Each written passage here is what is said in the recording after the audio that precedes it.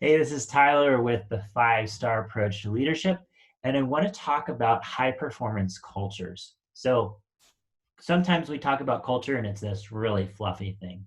What the 5-Star Approach to Leadership does is it makes it very concrete and it breaks it down into those experiences. So watch the video on Open, Deliver, Follow Up. But specifically today, I want to talk about what kind of experiences and relationships build a high performance culture. Because what we come to work to do is produce value for customers, clients, volunteers, or employees, whichever group you're serving. That is what you want to do with your relationship. So sometimes we think about relationships in terms of like, oh, it's a personal relationship. That means we talk about our dogs and our cats, and we talk about what did you do over the weekend and what's coming up tonight. And that's great too.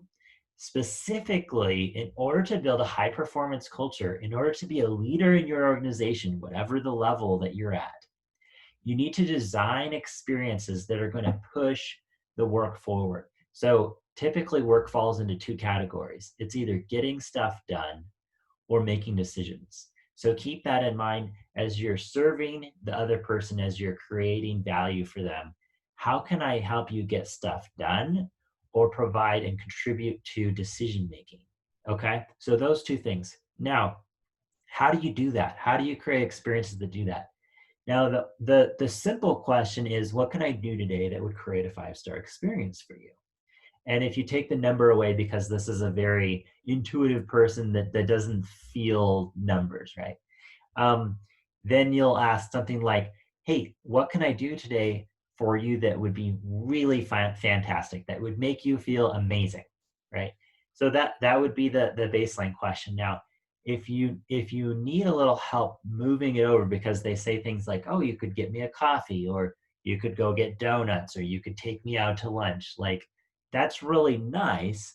In order to build a high performing culture, it has to be work related, right? So here are some questions you can ask to to move these experiences up into a higher performing team, a higher performing culture. So you can ask, hey, what are your most important KPIs that you're trying to achieve right now? Or you can ask, hey, what's your most important goal on your plate that I could maybe help you with? Or you could ask, hey, what can I do for you today that would help you, like, do the thing that's most important for you today? Or you could ask, hey, what have you got on your plate?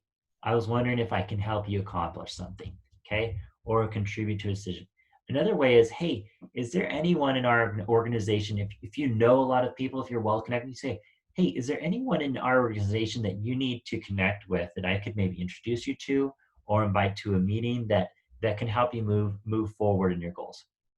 Another way is, hey, if is there a decision that you need to make where I could bring in some data or some information that I could go hunt down for you in order to make it easier to make that decision?